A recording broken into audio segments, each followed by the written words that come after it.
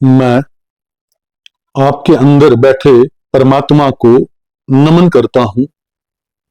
शिव शिवा से मैं प्रार्थना कर रहा हूं कि आपके जीवन में स्वास्थ्य, सुख, समृद्धि, आनंद की प्राप्ति हो।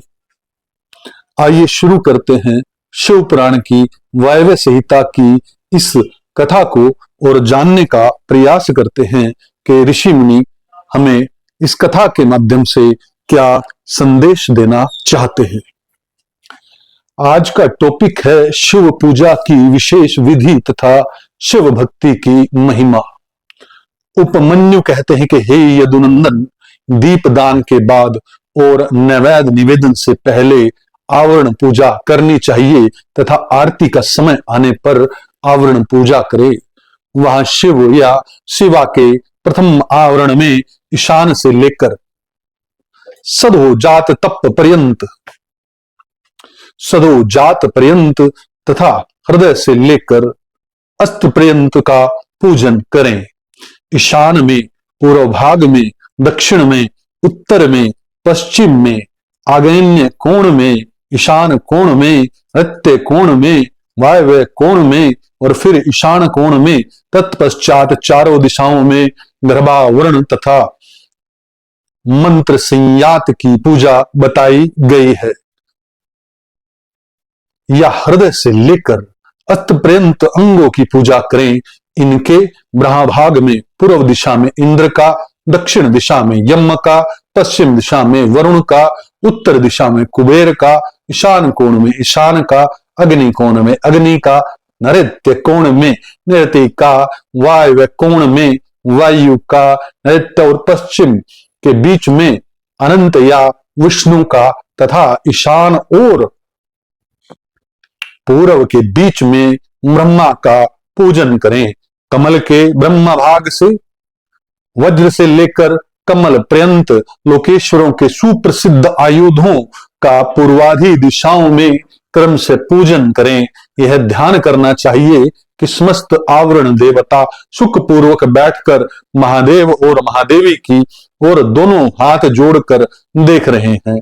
फिर सभी आवरण देवताओं को प्रणाम करके नमः पद युक्त अपने अपने नाम से पुष्पोपचार समर्पण पूर्वक उनका क्रम से पूजन करें। यथा इंद्राय नमः पुष्प समर्पयामि इत्यादि। इस तरह से नर्वावरण का भी अपने आवरण संबंधी मंत्र से यजन करें। योग, ध्यान, होम, जप, ब्रह्म अथवा अभ्यंतर में भी देवता का पूजन करना चाहिए। इसी तरह उनके लिए 6 प्रकार की हवि भी देनी चाहिए। किसी एक शुद्ध अस्त्र का बना हुआ मूंग मिश्रित अन्न या मूंग की खिचड़ी, खीर, दधि मिश्रित अन्न, गुड़ का बना हुआ पकवान तथा मधु से तर किया हुआ भोज्य पदार्थ, इनमें से एक या अनेक हविष्य को नाना प्रकार के व्यंजनों से संयुक्त तथा गुड़ और खांड से संपन्न करके नैवेद्य के रूप में अर्पित करना चाहिए। साथ ही मक्खन या उत्तम दही परोसना चाहिए। पुआ आदि अनेक प्रकार के भक्ष्य पदार्थ और स्वादिष्ट फल देने चाहिए। लाल चंदन और पुष्पावासित अत्यंत शीतल जल अर्पित करना चाहिए।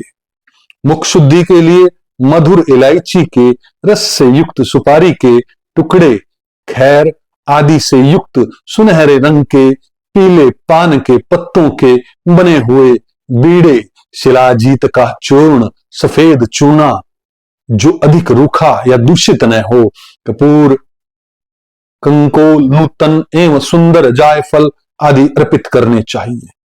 आलेपन के लिए चंदन का मूल काष्ठ अथवा उसका चूरा, कस्तूरी, कुमकुम, मृगमात्दात्मक रस होने चाहिए। फूल वे ही चढ़ाने चाहिए जो सुगंधित, पवित्र और सुंदर हो। गंध रहित, उत्कट गंध वाले, दूषित, बासी तथा स्वयं ही टूटकर गिरे हुए फूल शिव के पूजन में नहीं देने चाहिए। कोमल वस्त्र ही चढ़ाने चाहिए। भूषणों में विशेषत वे ही अर्पित करने चाहिए जो सोने के बने हुए तथा विधु मंडल के समान चमकीले हों, ये सब वस्तुएं कपूर, गुग्गल, अगरू और चंदन से भूषित तथा पुष्प समूहों से सुवासित होनी चाहिए। चंदन, अगरू, कपूर, सुगंधित काष्ठ तथा गुग्गल के चूर्ण, घी और मधु से बना हुआ धूप उत्तम माना गया है। कपिला गाय के अत्यंत सुगंधित घी से प्रतिदिन जलाए हुए कपूर युक्त दीपक श्रेष्ठ माने गए हैं। पंचगव्य मीठा और कपिला गाय का दूध, दही एवं घी ये सब भगवान शंकर के स्नान और पान के लिए अभिष्ट है। हाथी के दांत के बने हुए भद्रासन जो स्वर्ण एवं रत्नों से जटित हैं, शिव के लिए श्रेष्ठ बताए गए हैं। इन आसनों पर विचित्र बिछावन, कोमल गद्दे और तकिए होने चाहिए। इनके सिवा और भी बहुत सी छोटी बड़ी सुंदर एवं सुखद शैय्याएं होनी चाहिए। समुद्र गामिनी नदी एवं नद से लाया तथा कपड़े से छान कर रखा हुआ शीतल जल भगवान शंकर के स्नान और पान के लिए श्रेष्ठ कहा गया है। चंद्रमा के समान उज्जवल छन्न जो मोतियों की लड़ियों से सुशोभित नवरत्न जटित दिव्य एवं स्वर्णमय दंड से मनोहर हो, भगवान शिव की सेवा में अर्पित करने योग्य है। स्वर्ण भूषित 2 श्वेत चैम्बर जो रत्नमय दंडों में से शोभायमान तथा 2 राजहंसों के समान आकार वाले हों, शिव की सेवार्थ में देने योग्य हैं। सुंदर एवं स्त्रगंध दर्पण जो दिव्य गंध से अनुलिप्त, सब ओर से रत्नों द्वारा आच्छादित तथा सुंदर हारों से विभूषित हो, भगवान शंकर को अर्पित करना चाहिए। उनके पूजन में हंस, कुंद एवं चंद्रमा के समान उज्जवल तथा गंभीर ध्वनि करने वाले शंख का उपयोग करना चाहिए, जिसके मुख और पृष्ठ आदि भागों में रत्न एवं स्वर्ण जड़े गए हों।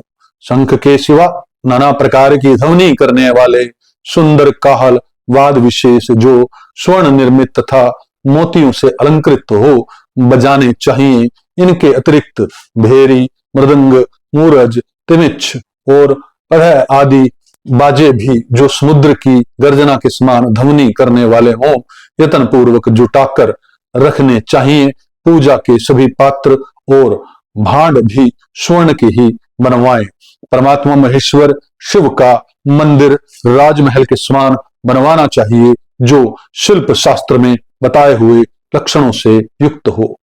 वह ऊंची चहादीवारी से घिरा हो, उसका गोपुर इतना ऊंचा हो कि पर्वतकार दिखाई दे, वह अनेक प्रकार के रत्नों से आच्छादित हों, उसके दरवाजे के फाटक सोने के बने हुए हों, उस मंदिर के मंडप में तपाए हुए सोने तथा रत्नों के सैकड़ों खंभे लगे हों, चंदोवे में मोतियों की लड़ियां लगी हुई हों, दरवाजे के फाटक में मूंगे जड़े गए हों, मंदिर का शिखर सोने के बने हुए दिव्य कलशकार मुक्तों से अलंकृत एवं अस्त्र राज त्रिशूल से चिन्हित हों। नायो प्रजित द्रव्यों के से भक्ति पूर्वक महादेव जी की पूजा करनी चाहिए। यदि कोई अनाय प्रजित द्रव्य से भी भक्ति पूर्वक शिव जी की पूजा करता है तो उसे भी कोई पाप नहीं लगता, क्योंकि भगवान भाव के वशीभूत हैं। न्याय उपार्जित धन से भी यदि कोई बिना भक्ति के पूजन करता है तो उससे उसका फल नहीं मिलता, क्योंकि पूजा की सफलता में भक्ति ही कारण है। भक्ति से अपने वैभव के अनुसार भगवान शिव के उद्देश्य से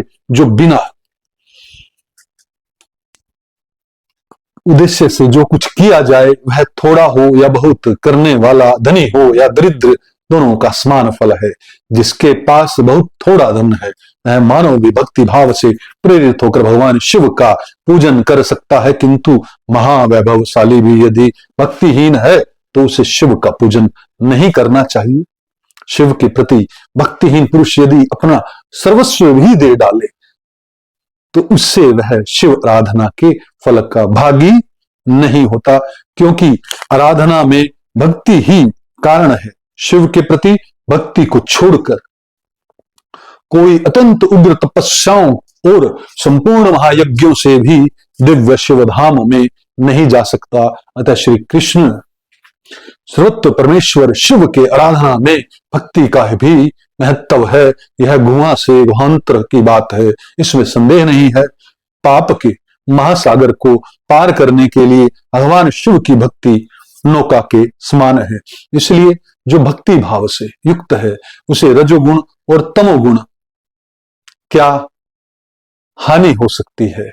श्री कृष्ण अत्यंत अधम्म, मूर्ख अथवा पतित मनुष्य भी यदि भगवान शिव की शरण में चला जाए तो वह समस्त देवताओं एवं असुरों के लिए भी पूजनीय हो जाता है। अतः सर्वथा प्रसन्न करके भक्ति भाव ही से ही शिव की पूजा करें, क्योंकि अभक्तों को कहीं भी फल नहीं मिलता।